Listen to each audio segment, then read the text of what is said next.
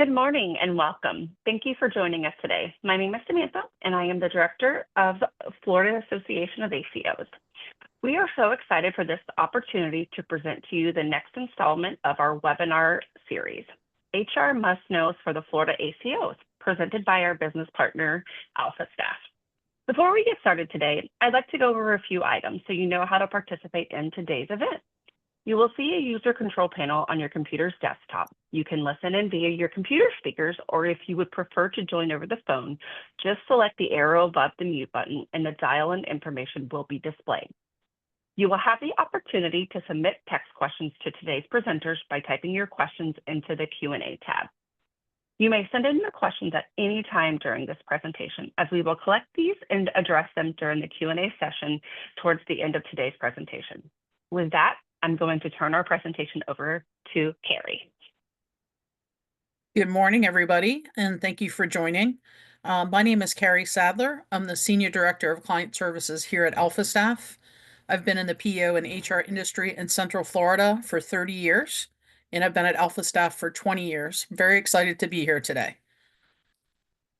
Lauren, do you want to introduce yourself? Yes. Hi, everyone. Nice to meet you. I'm Lauren Smith. I'm General Counsel for AlphaStaff. I have been here a little over 2 months, responsible for our legal affairs, and I have a data privacy, employment law, and compliance background.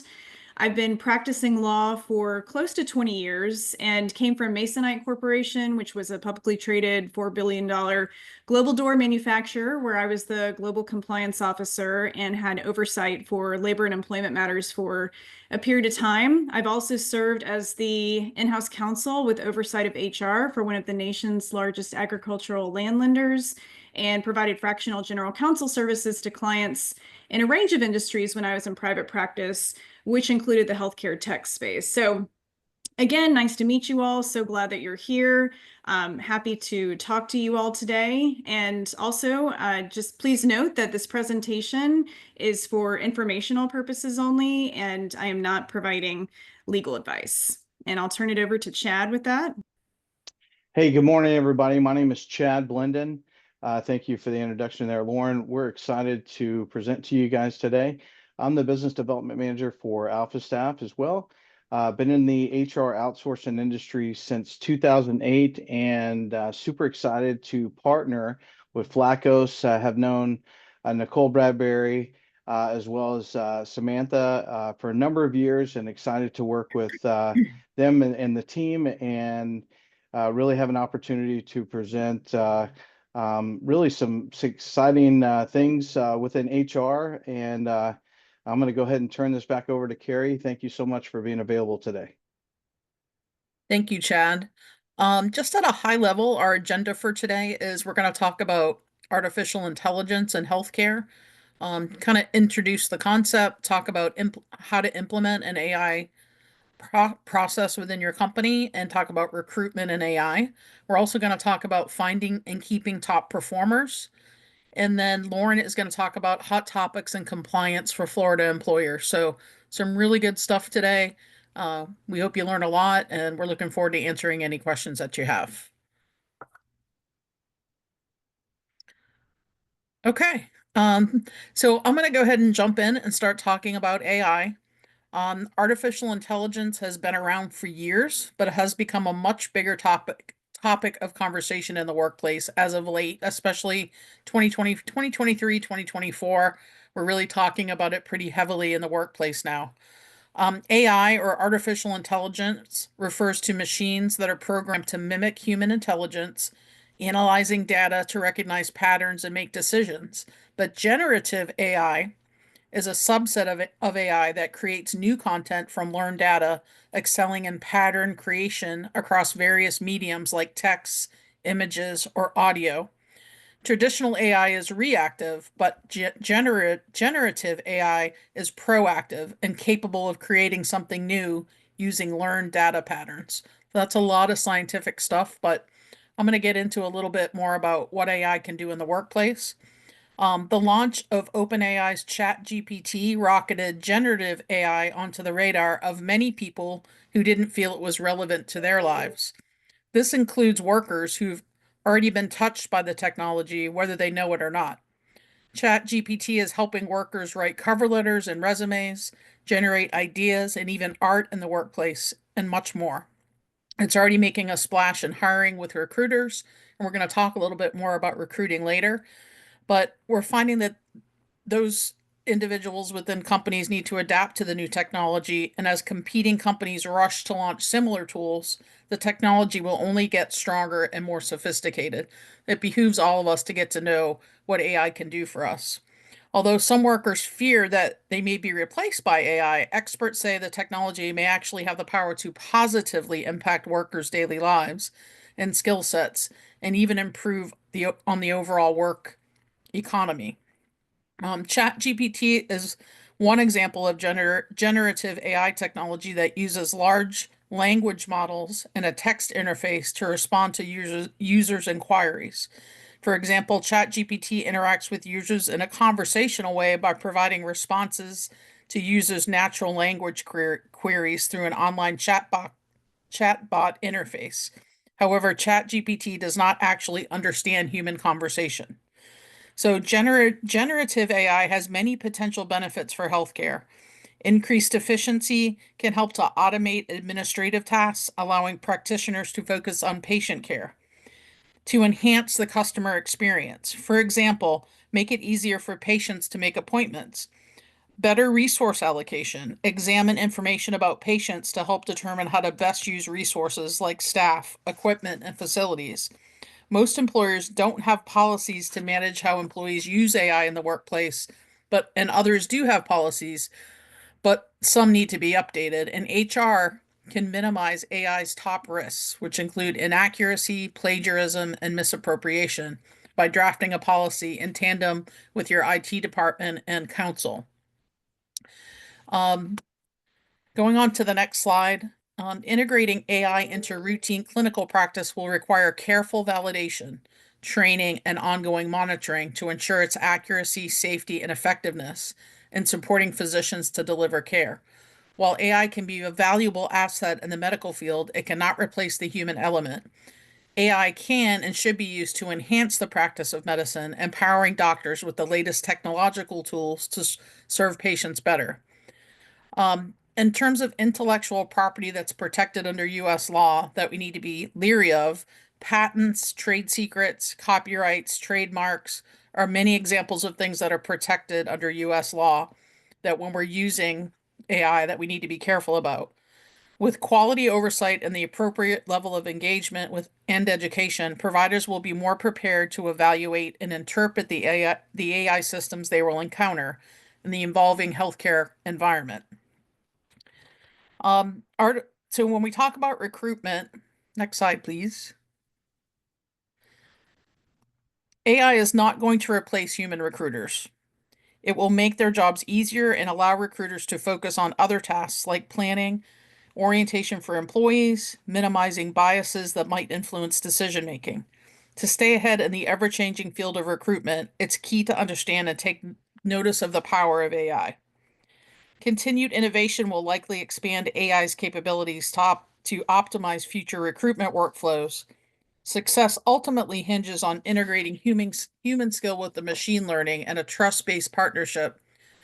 Continual bias testing throughout the machine learning process is necessary as it's monitoring recruitment outcomes for uneven impacts on candidates. Two types of frequently used AI recruiting tools are what's called a resume parser and a chatbot. So a resume parser can scan a resume and cover letters for words or phrases that match job descriptions, work experience, or education, allowing information to be sorted. Chatbots are software applications that automate workflows and are designed to mimic human conversation through text or voice. Ethical considerations when using AI for recruitment. While AI can be helpful in recruiting, there are ethical considerations to be aware of, including bias, accuracy, and privacy. It's crucial to be careful with AI because the information it examines can be biased. Make sure that the data that you input into AI does not discriminate against any protected groups. It can also lack accuracy or just not be able to interpret something the same way humans do. So it's necessary to cross-reference the facts that it outputs and correctly analyze resumes or cover letters. Be sure to scrape personal information, including street addresses and phone numbers, from applications so that information is not used again in the AI tool. So just automating time-consuming tasks such as candidate sourcing and initial screenings liberates HR professionals from basic processes, allowing them to focus on strategic high-value functions.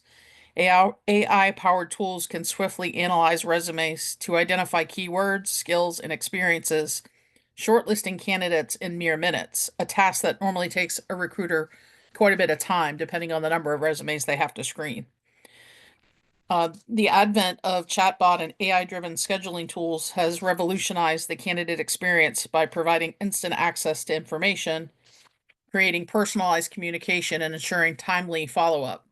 This approach benefits the candidate as well as the employer as a positive experience and can lead to a stronger employer brand and a wider talent pool.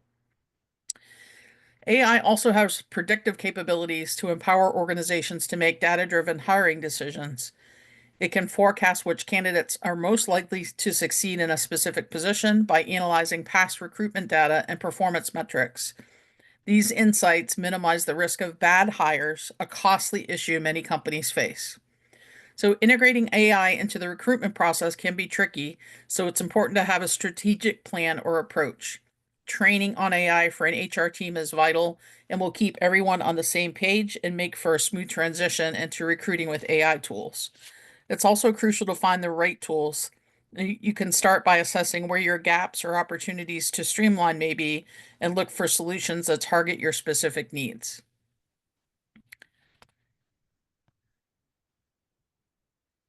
So, a really big topic in the workforce right now is finding and keeping top performers. We always know that top performers are great at what they do, but new research demonstrates their impact on productivity is enormous, even more significant than you might have thought, and it extends beyond themselves, but to teammates as well.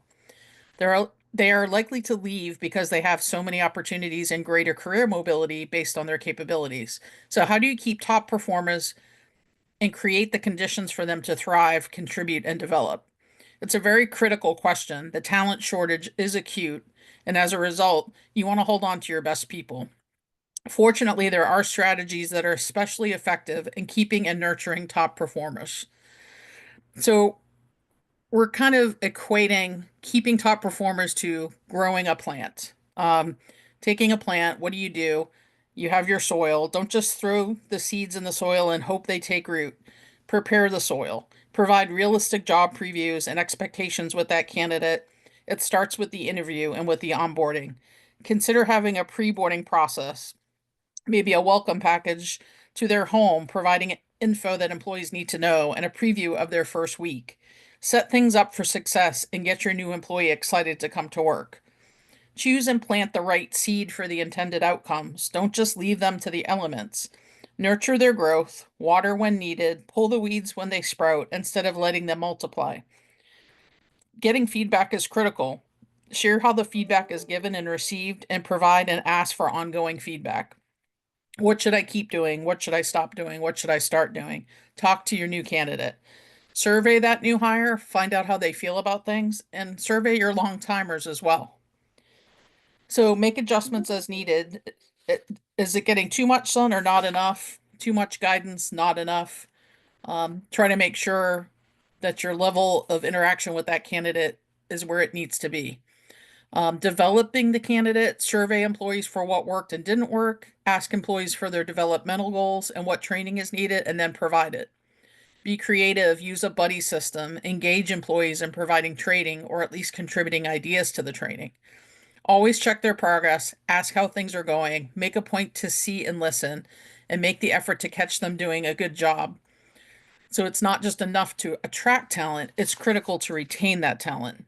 Creating an attractive working environment and investing in people are key to ensuring that talent doesn't just join the company, but chooses to stay, contributing their energy, creativity, and commitment. Attracting and retaining top talent is a continuous cycle of improvement and innovation where each strategy implemented contributes to strengthening the organization. And I'm going to go ahead and pass it over to Lauren. Thanks, Carrie. Okay, hot topics in compliance for Florida employers. We are going to start here with stay-or pay provisions in employee agreements. On October 7th of this past year, 2024, the General Counsel for the National Labor Relations Board issued a memo indicating that common stay-or-pay provisions, such as those in training repayment agreements, educational repayment contracts, sign-on bonuses, relocation stipends, etc., that must be repaid if an employee leaves the employer or separates within a certain period of time are potentially unlawful under the National Labor Relations Act, the NLRA, unless they're voluntary and narrowly tailored. So according to the General Counsel, these provisions can restrict employee mobility and increase fear of termination, which infringes on the employee's Section 7 rights under the NLRA. They can make resigning financially difficult or untenable and discourage employees from engaging in protected activities like union organizing. So that was the rationale behind the issuance of this memo. As a reminder, the NLRA only applies to non-supervisory employees, and the General Counsel's memo does not necessarily reflect the position of the National Labor Relations Board, but it does set forth the GC's view of the NLRB's position on enforcement on this topic. It is not law because the GC does not have the authority to make law, but again, it does set forth the GC's view of the NLRB's position. Okay. While stay-or-pay provisions are presumptively unlawful, at a high level, certain stay-or-pay provisions can be permissible if they meet certain requirements. The requirements are here. So the agreement must be voluntary. The repayment amount must be reasonable and specific. The stay periods must be reasonable. And repayment is not required if the employee is terminated without cause. So kind of breaking those down a little bit more. First, the agreement must be voluntary. So employers must ensure that any stay or pay arrangement is fully voluntary and entered into with informed consent. Employees must freely choose to enter into the agreement and suffer no undue financial loss or adverse employment consequences for entering into the agreement. Secondly, the repayment amount must be reasonable and specific. So, I mean, that is exactly as it states. It has to be clearly set forth. And in terms of what reasonable means, it means that the amount is no more than the cost to the employer of the benefit provided to the employee. 3, stay periods must be reasonable. No rule defines a reasonable stay period. Generally, though, the greater the benefit provided, the longer the stay period. And then, of course, lesser benefits will require shorter stay periods. 4, repayment is not required if the employee is terminated without cause. So the agreement must clearly state that the employer will not require repayment if the employee is terminated without cause.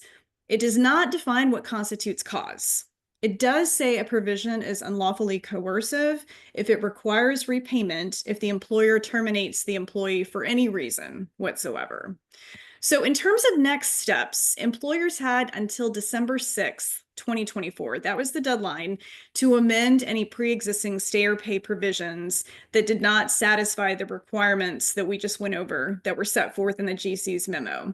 So the steps required to take by that point, if an employer had unlawful stay or pays differed, according to the GC, depending on whether the employee entered into the stay or pay provisions voluntarily or not voluntarily. If the employee did not seek other employment opportunities and can prove certain other factors that were listed in that memo as a result of the stay and pay, there are also make whole requirements. So if you think you have these agreements in place with employees, especially since this deadline has passed, it's important to discuss these with your employment and labor counsel for specific move forward advice, because the General Counsel did indicate that they intend to pursue employers with existing stay or pay provisions that do not meet the requirements outlined above, as well as those who enter into such agreements in the future, which can be costly for employers if they do get pursued by the NLRB. So next up, we have Florida's E-Verify requirement and a minimum wage update. All Florida private employers with 25 or more employees are required to use the E-Verify system to confirm the employment eligibility of a new hire. E-Verify, it's an internet-based system that compares information from an I-9 to Department of Homeland Security and Social Security Administration records to confirm authorization to work in the U.S. The law became effective actually on July 1st of 2023, but as of July 1st, 2024, an employer will have 30 days to correct failures to comply. Employers have to certify use on the first reemployment tax return filed in the calendar year. And if a third party files the reemployment tax on the employer's behalf, the employer E-Verify cert must be completed the last day of the month following the quarter in which the first reemployment tax return or report is due in a calendar year. That certainly is a mouthful. There are penalties for failure to comply. There are state civil penalties. So if there are 3 or more violations in 24 months, the fine could be up to $1,000 a day. There could be business license suspension, and there are also, of course, federal law penalties. So very important to understand that requirement and to comply with it. Also is an update on Florida's minimum wage. So as of September 30th, 2024, Florida's minimum wage is now $13 an hour, and it will continue to increase annually on September 30th until it reaches $15 an hour. Next up, we have Florida's human trafficking law. So as of January 1st of this year, 2025, covered licensees must place a human trafficking poster that is in this slide, that is the poster, in a conspicuous location at the work site that is accessible to employees. Unlike the picture in this slide, the poster must be at least 11 inches by 15 inches in size and include the following statement in English and Spanish. If you or someone you know is being forced to engage in an activity and cannot leave, whether it is prostitution, housework, farm work, factory work, retail work, restaurant work, or any other activity, call the Florida Human Trafficking Hotline 1-855. Florida FLA SAFE to access help and services. Victims of slavery and human trafficking are protected under United States and Florida law. So who is a covered licensee?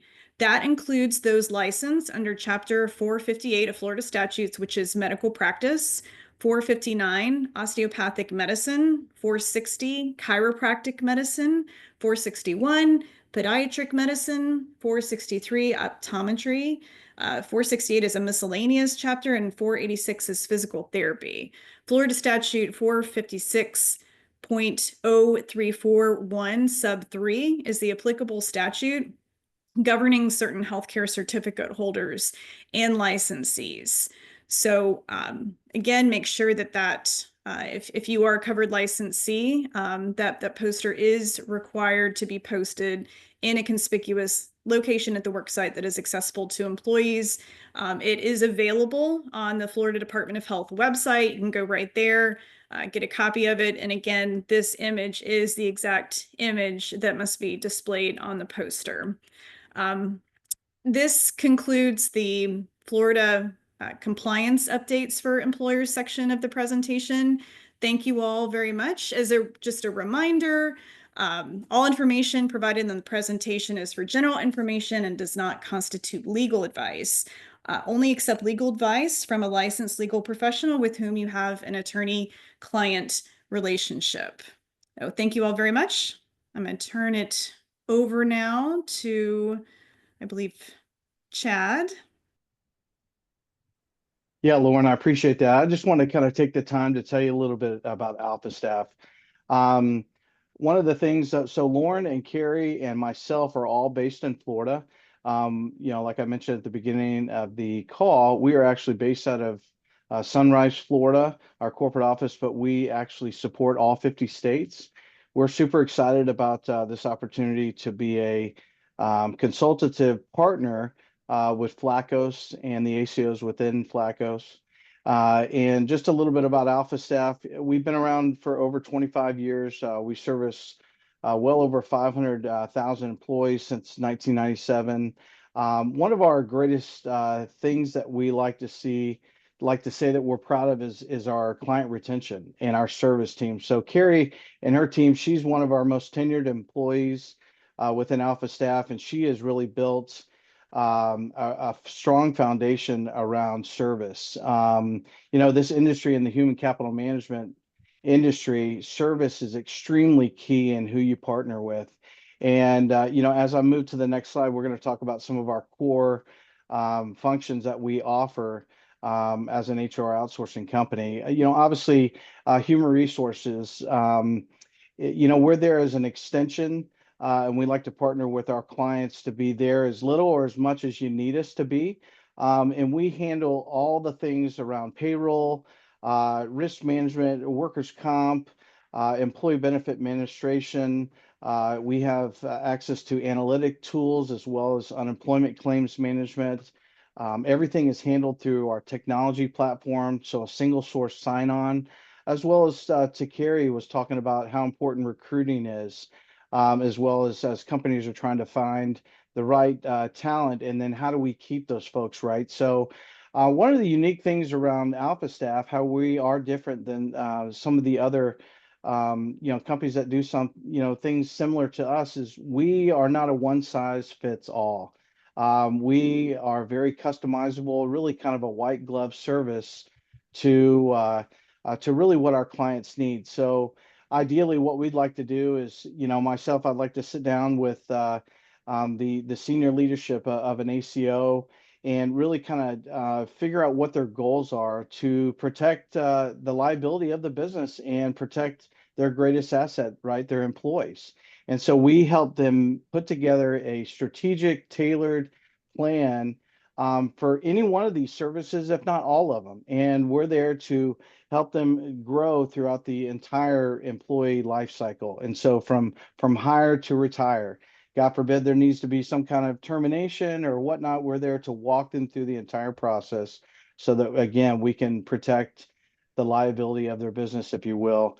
And so we're super excited about partnering with Flacos. We came on board at the latter part of last year, had the opportunity to attend the Flacos conference, and it was just it felt like a big family reunion, if you will. And I was excited to meet some new relationships and forge those going forward, and excited to work with those partners going forward. At this point, thank you again for the opportunity to really just bring you some pressing items in the workplace. Hopefully, this was a time that you walk away with some questions, and this is the time I'm going to turn it back over to Sam and provide some Q&A if anyone has any questions. Thanks, Chad. I appreciate that. So one quick question I did have is, what is the greatest difference you see between human and AI recruiters? Are you able to expand on that topic? Carrie, I know that was your area you talked on earlier. Yeah, so that's a great question. Obviously, human recruiters require a lot more manual activities, right? Like when you have to review 50 resumes, that takes a lot of time. So I think what AI brings to the table is reducing the amount of time that it takes to do some of those tasks involved in the recruiting process. So there's a lot of companies that aren't using AI yet for recruiting.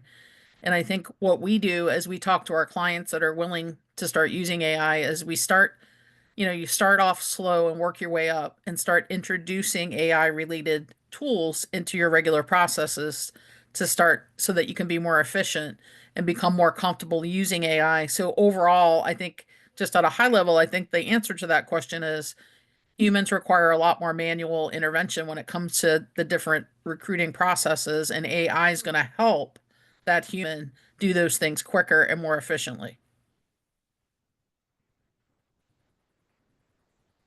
Thank you, Carrie. Well, Chad, what was that?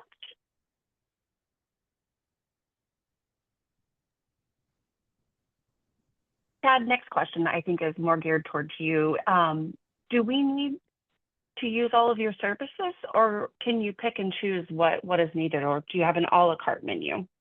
No, that's a great question. So kind of back to my point about, some of the other companies that do similar things in nature, if you will. is kind of a, a one size fits, all type of model. And unfortunately, not everybody needs all the services, if you will. And so really the first step would be to schedule what we call a discovery call, which would be really to kind of understand what the goals are, what are some of the things that that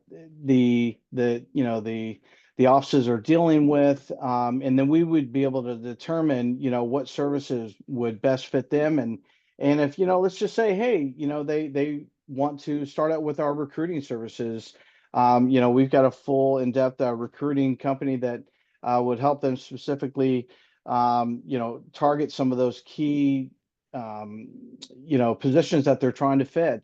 You start out with recruiting, and then, we could, essentially revisit and maybe start doing the payroll, and we could offer employee benefits, that sort of thing. So hopefully that answers your question. It's really more of a strategic sit down to see, what are your needs? Don't let me tell you what I think you need. You tell me what you need, and then we're there to address those needs. Thanks, Chad. The last question that I did have is, if one of our members was interested in working with AlphaStaff or possibly just learning more, what are those next steps that our members should take? Yeah, so my contact info is here. Either email or reach out directly to me on my cell phone. And we can schedule a time to sit down. We could do a Teams or a Zoom call and really just do an informative sit down, virtually. And really, I've got a set of core questions that I ask, and really kind of get down to the nuts and bolts so I can understand the full makeup of the company. And so initially it's just setting up that first meeting, and then if it makes good business sense to move forward from there, we would collect some some documentation in order to put together some pricing, and then come back together with what solution we believe would be the best fit for what you guys are trying to accomplish. Thanks, Chad. I truly appreciate that. And thank you to Lauren and Carrie as well, and the full AlphaStaff team. We appreciate you taking the time to present this information today. This is pertinent information that not everybody thinks about on a daily basis. So thank you for bringing this all to us. We will be sending an email with contact information. And if you have any follow-up questions, please feel free to reach out to myself or to Chad directly. We'll also be able to share the link to the webinar. So please feel free to share this link with anyone you may think may be interested in learning more about AlphaStaff. Thank you again, Chad, Lauren, and Carrie, and then AlphaStaff team. We hope you all have a great day. Thanks, everyone. Thank Take you. care. Thank Thanks, you so everybody. much. Have a great day. Bye-bye.